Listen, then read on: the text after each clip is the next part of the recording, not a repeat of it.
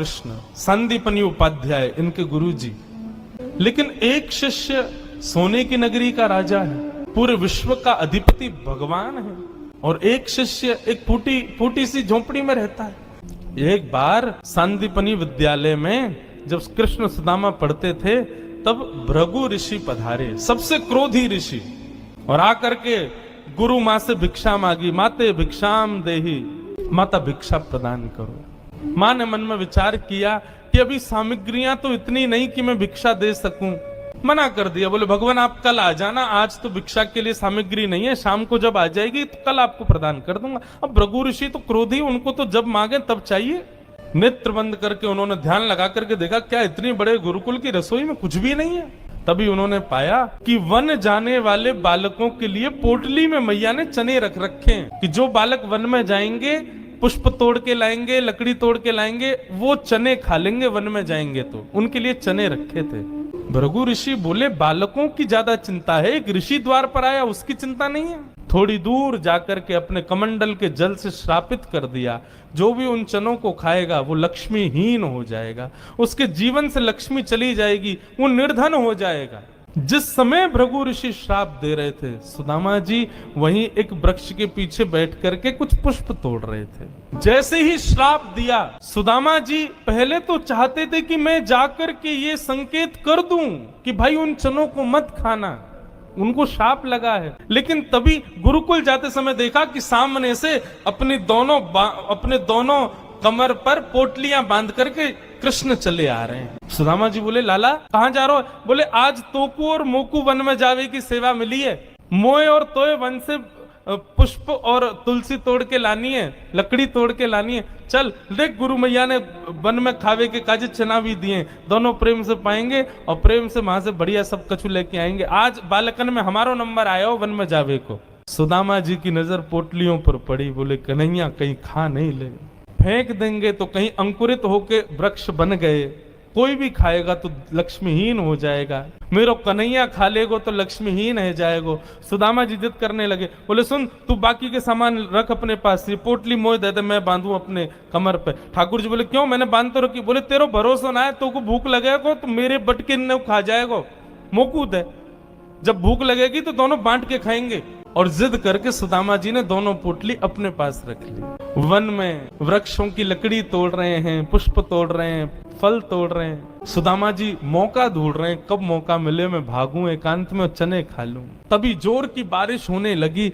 बारिश के कारण ठाकुर जी तो एक वृक्ष के नीचे जाकर के खड़े हो गए। अरे आजा सुदामा यहीं खड़ो है जा, बहुत वर्षा हो रही है। पर सुदामा जी एक बगल में एक और विशाल वृक्ष था, उसके ऊपर चढ़ गए, डाल पर जाकर के बैठ गए। वर्षा हो रही थी, ठाकुर जी एक वृक्ष के नीचे खड़े हैं, दूसरे वृक्ष के ऊपर सुदामा जी बैठे हैं। सुदामा जी बोले यही सही समय है, और पोटलियां खोल करके सुदामा जी खाने लगे। ठाकुर जी ने देखा, ए सुदामा मेरे उचना है में खा मत जाइयो, रुक जा वर्षा रुकन दे, मैं आ रहा हूं ऊपर। लेकिन सुदामा जी के नेत्रों से आंसू गिर रहे हैं। बोले लाला तू सदा प्रसन्न रहे, मेरे बट की लक्ष्मी भी तेरे पास आ जाए, तेरे जीवन में कभी कोई कष्ट नहीं आवे, मेरे लाला को कभी रोनो नहीं पड़े, कभी उदास नहीं हो, कभी दुखी नहीं हो। यही मेरी मित्रता को उपहार में अपने कृष्ण को देना चाहूं। और उपहार के रूप में सुदामा जी ने मानो अपने जीवन में प्राप्त होने वाली समस्त लक्ष्मी भी श्री कृष्ण के चरणों में पधरा दी, और दोनों पोटली के चने स्वयं सुदामा जी खा गए। द्वारिकाधीश कृष्ण उस दिन तो सोच रहे थे कि सुदामा तूने एक बार भी विचार नहीं किया कि मेरे भी चने थे उसमें, पा गया। सुदामा जी क्षमा मांगने लगे, बोले माफ कर दे लाला, भूख ज्यादा लगी हमारे, खा गए हो, लेकिन वास्तविकता कौन जाने। सुदामा जी महाराज फटी टूटी झोंपड़ी में रहते हैं, उधरी हुई धोती पहनते हैं, अन्न जल का तो कोई ठिकाना ही नहीं है, ऐसे घर में रहते हैं। पत्नी बोली द्वारिकाधीश आपके मित्र हैं, आप जाते क्यों नहीं कभी उनसे मिलने? सुदामा जी बोले कहीं मेरी दशा देख करके कोई ये ना सोचे गरीब है, भिखारी मांगने आया, इसलिए मुझे अजीब लगता है। और दूसरी बात ये कि मैं कृष्ण का सखा हूं। अब कृष्ण तो बढ़िया राजकीय वेश में रहता है और मैं ऐसे रहता हूं, कोई मुझे देख करके कहीं ये ना सोचे ये कैसा सखा ठाकुर जी का, इसलिए मुझे लगता है कि मैं यहीं से ही उनको भज लूं, उनके पास ना जाऊं। सुदामा जी की पत्नी ने सौगंध दे दी, तुम्हें मेरी सौगंध है, जाओ द्वारिकाधीश से मिलके आओ। पत्नी की सौगंध मान करके सुदामा जी आज विचार करने लगे, जाऊं? कृष्ण ये तो नहीं सोचेगा कि कहां से आ गया, कुछ मांगने आया है। कृष्ण तो नहीं सोचेगा, लेकिन उसकी पटरानियां, उसके राज्य के लोग, महामंत्री आदि, ये सब तो नहीं सोचेंगे। सुदामा जी को बहुत संकोच हो रहा है, लेकिन पत्नी की सौगंध है तो निकल पड़े। पत्नी ने 4 घरों में जाकर के अलग अलग एक एक मुट्ठी चावल लिए, जानबूझ। क्यों? ताकि जब ये पोटली द्वारिकाधीश देखेंगे तो अलग अलग प्रकार के चावलों को देख के पहचान जाएंगे कि एक दाना भी सुदामा के घर का नहीं है। थोड़ी तो कृपा करेंगे मेरे ऊपर। सुदामा जी पोटली दबाए निकल पड़े।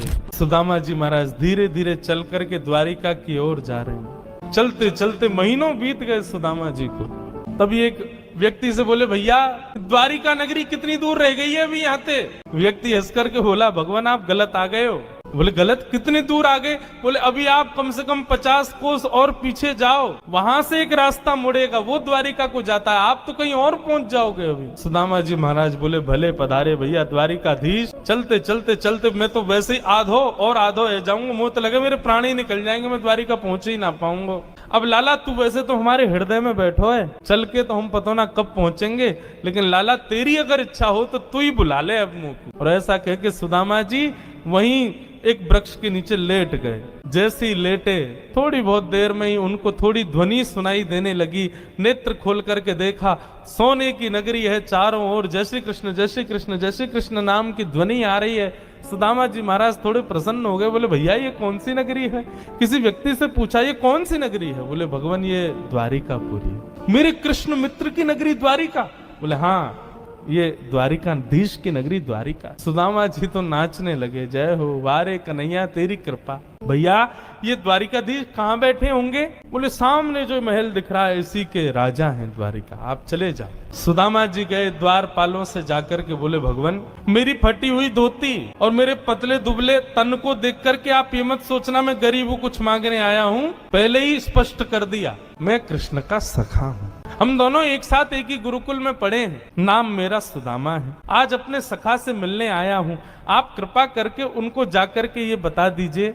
और सुनिए, यदि वो बहुत व्यस्त हो तो उनको परेशान मत करो। आपके इतने बड़े महल में कोई खिड़की हो, वहां से मुझको उनका दर्शन करा दो, मैं तो केवल उनको देखने आया हूं। द्वारपालों ने बंधुओं ससम्मान सुदामा जी को बिठाया।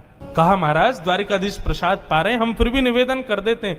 भीतर जाके द्वारपालों ने जैसे ही बताया, द्वार पर आपके सखा आए हैं, बचपन के मित्र हैं, नाम उन्होंने सुदामा बताया है। सुदामा नाम सुनते ही भगवान खा रहे थे, खाते खाते रुक गए। बोले क्या नाम बताया? बोले सुदामा। मेरे बचपन के सखा सुदामा आए हैं बाहर? बोले हाँ नाथ सुदामा जी आए। आप प्रसाद पा लीजिए, हमने उनको कह दिया है आप जब निवृत्त हो जाएंगे तब दर्शन कराएं। भगवान बोले प्रसाद ये आवश्यक है? मेरे मित्र आए सखाए बाहर खड़े, तुम उनको बाहर ही छोड़ के आ गए। भगवान आज पहली बार बीच प्रसाद से उठ गए, दौड़े। महामंत्री, सेनापति, पत्नियां सब दौड़ रही हैं। ऐसा कौन आ गया जिसके लिए भोजन छोड़ के भागे? द्वार पर दीनहीन सी अवस्था है, सुदामा जी खड़े। भगवान ने जाकर के हृदय से लगा ली। बार बार उनके मुख को देखते हैं, फिर हृदय से लगाते हैं, फिर देखते हैं, फिर हृदय से लगाते हैं। अपने गले में गलवैया डाल करके लेकर के चल रहे हैं। फिर चलते चलते पता नहीं क्या होता है, ठाकुर जी फिर रोकते हैं, फिर हृदय से लगा लेते हैं, फिर चलते हैं, फिर हृदय, बार बार हृदय से लगा रहे हैं और रोने लग रहे हैं ठाकुर जी। रुक्मणी आदि पटरानियों ने ऐसा दृश्य पहले द्वारिका में कभी नहीं देखा। सुदामा जी को ले जाकर के द्वारिका के सिंहासन पर बिठाया। भगवान ने अपने नेत्र के अश्रुओं से सुदामा जी के चरणों को धोया और संपूर्ण जल द्वारिका के चारों दिशाओं में छिड़क दिया। बोले हमारी द्वारिका पवित्र हो जाएगी सुदामा जी के चरणों का चरणामृत। सुदामा जी कह रहे हैं लाला मैं इन सबके योग्य ना हूं, ये सब कहा कर रहे हो भैया? ठाकुर जी बोले आप किसके योग्य हो और कौन किसके योग्य? मुझसे बढ़िया कोई नहीं जानता, चुपचाप बैठे रहो, जो कर रहे हैं करने दो। जो लक्ष्मी सदा के लिए विहीन हो गई थी उस वही लक्ष्मी आज सुदामा जी के चरण पहुंच रही है। भगवान की सुदामा जी की थोड़ी मैत्री चर्चा हुई। सुदामा जी से भगवान ने पूछा सुदामा जी ब्याह ब्याह हो गए आपके? बोले हाँ लाला है क्यों ब्याह? बोले ब्याह कर लिया, हमको नहीं बुलाया। बोले लाला कर्जा लेके ब्याह कियो और वह ब्याह में भी सबन को भोजन करावे के चक्कर में मैं और तेरी भाभी तो भूखे ही रहे। 4 दिन बाद पड़ोसी ने आके भोजन दियो तब जाके तो पेट भरो। अब वहां में तो को बुलाते तो लाला तो पवानो तो बहुत दूर की बात, अब तू आते तो तेरे संग घोड़ा आते, सैनिक आते, इनको ही नहीं पवा पाते। ऐसे ब्याह में फिर हम कैसे बुलाते लाला? हमारे निमंत्रण ना दियो। मेरी छोड़ लाला तू बता तेने ब्याह कर लियो? भगवान बोले हमारे ब्याह की मत पूछो, जैसे आपका ब्याह बता ब्याह भयो कि नहीं? भगवान बोले हो गया। अच्छा भाभी कहाँ है? चलो मिलवाएं भाभी से। बोले यहीं बुला? तो बोले नहीं बड़ी जगह चाहिए भाभी से मिलने के लिए। बोले क्यों? बोले अब चलो पता चल जाएगी। विशाल एक सभागृह था, सुधर्मा सभा, और उसमें महाराज असंख्य, जहां तक देखो भगवान की पत्नियां खड़ी हैं, घूंघट सिर पर रखा है, इतनी सारी माताएं बहनें दूर दूर तक सिर दिख रहे हैं, लाल लाल साड़ी पहने भगवान की सब पत्नियां। सुदामा जी बोले द्वारिका की सब माताएं बहनें दर्शन करने आ गई महात्मा का। सुदामा जी बैठ गए, भगवान ने इशारा किया आओ एक एक करके सब प्रणाम करो। मैं रुक्मणी प्रणाम, देवी चरसो भाग्यवती रहो। मैं जामवती प्रणाम, देवी चरसो भाग्यवती रहो। मैं सत्यभामा प्रणाम, देवी चरसो भाग्य। मैं कालिंदी प्रणाम, देवी चरसो भाग्यवती रहो। मैं भद्रा, मैं लक्ष्मणा, सब प्रणाम करती हुई 500 पत्नियां प्रणाम कर गई भगवान के। जब 1000 पत्नियां प्रणाम कर गई, ठाकुर जी खड़े खड़े देख रहे थे। सुदामा जी बोले लाला यहाँ पे आइयो, कितनी और हैं अभी? भगवान बोले 16,108। अच्छा लाला ये सब अपनी है? भगवान बोले हाँ सब अपनी। वाह लाला तेने इतने सारे ब्याह किए, 16,108। अरे भैया हमें एक में ही बुला ले तो हम भी आ जाते मालपुआ खावे। हमने एक किया वहां में नहीं बुलाया, तू नाराज है क्यों? तेने इतने सारे कि एक में ही बुला ले तो। ठाकुर जी बोले कितने ब्याहों में तो मैं भी नहीं गया था, मेरे बिना ही ब्याह। 16,000 उनको आशीर्वाद दूंगा तो मुंह तो लगा मेरे प्राण ही निकल जाएंगे। एक काम कर, पत्नी तो 16,108 है, पति तो अकेलो तू ही है ना? बोले हाँ। एक काम कर तू मुंह को प्रणाम कर, मैं तू को आशीर्वाद दे दूं। योगाधीश दंडवत कर रहे हैं और सुदामा जी दोनों भुजा से आशीर्वाद दे रहे हैं। इस दृश्य को देख करके